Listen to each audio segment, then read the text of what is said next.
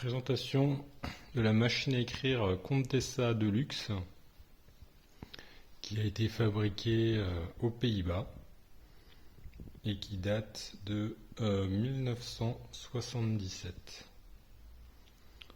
Donc la machine est en excellent état.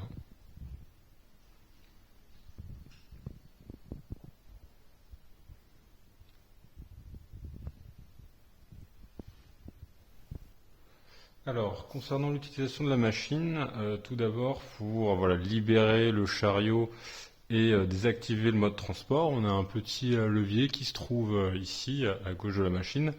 On vient le tirer vers soi, et à partir de là, on a libéré le chariot et on peut le déplacer où bon nous semble. Donc ici, on a un petit loquet à droite du chariot sur lequel on va appuyer, tout en maintenant le chariot pour pouvoir le déplacer où l'on souhaite. Pour commencer, l'écriture, on peut le positionner à l'extrémité. On vient récupérer sa feuille de papier qu'on positionne à ce niveau sur le chariot et on peut commencer à tourner pour venir enrouler la feuille autour du cylindre. Là, on va lever le passage, on va lever la règle pour faciliter le passage de la feuille, puis on peut la rabaisser sur la feuille. À partir de là, on peut commencer à écrire ce que l'on veut.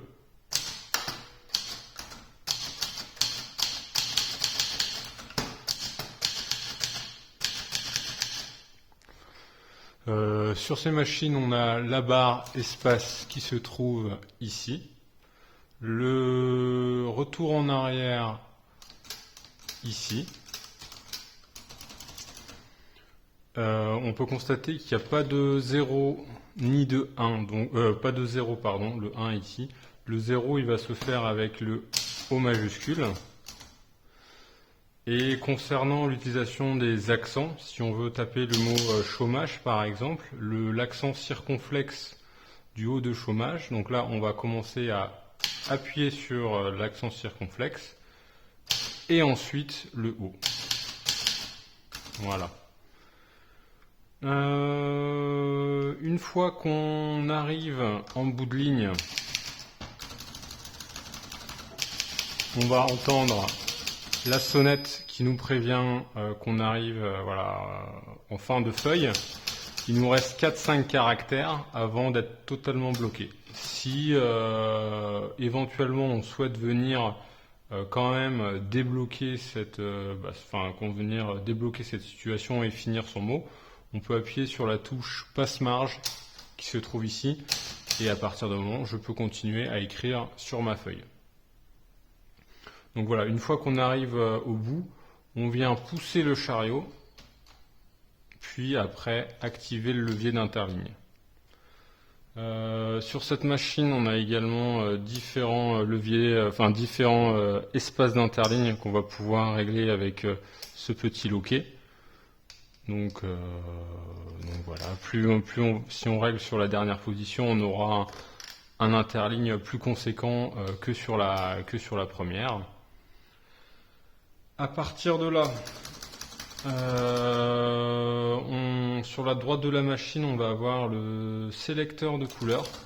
Donc là, je suis réglé sur le noir, mais si je le souhaite, je peux positionner sur le rouge. Donc maintenant, je peux écrire en rouge. On a aussi tout en haut la position blanc qui va permettre en fait de venir corriger des éventuelles fautes avec du papier blanco. Voilà, maintenant on peut retirer la feuille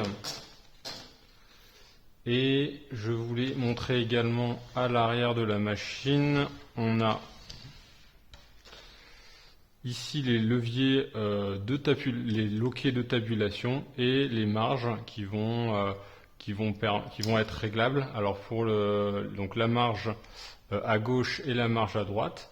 Donc pour régler la marge, on vient pousser sur le bouton, et la déplacer où on souhaite pour venir finalement bloquer le chariot sur la position voulue quand on arrive en fin de marge. Voilà, et la tabulation qui se trouve ici à ce niveau. Ensuite, pour venir changer le ruban, c'est ici que ça va se passer. Donc on enlève délicatement le capot de protection et on va venir changer le ruban sur les deux bobines qui se trouvent ici.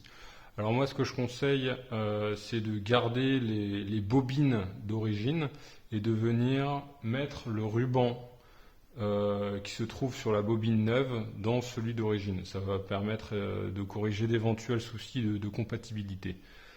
Les rubans sont facilement trouvables sur Internet et pour la mise en place, je conseille de mettre des gants parce que l'encre, ça peut tacher évidemment les doigts. Pour faciliter l'opération, on vient mettre le bloqueur de majuscules qui va permettre de soulever un peu le dispositif et faciliter le passage du ruban. On prend une photo pour se souvenir de comment c'était avant. Et on vient switcher donc le ruban neuf sur la bobine et on vient positionner le ruban en suivant exactement le même passage que précédemment. Et on vient rattacher le ruban sur la deuxième bobine. Et évidemment, les bobines, on peut les manipuler, les enlever. Hop, je peux remettre le capot et cette machine est fournie avec sa coque de protection. Mais avant de la remettre et de la ranger en mode transport, on peut activer ce levier qui vient bloquer le chariot. Alors j'ai poussé le levier et là je vais faire bouger un peu le chariot pour qu'il vienne se prendre dans l'engrenage et être bloqué définitivement. Donc là on voit que le chariot ne bouge plus. J'ai beau essayer d'appuyer sur le bouton de déplacement de chariot. Le chariot est bien bloqué. Maintenant on peut venir ranger la machine.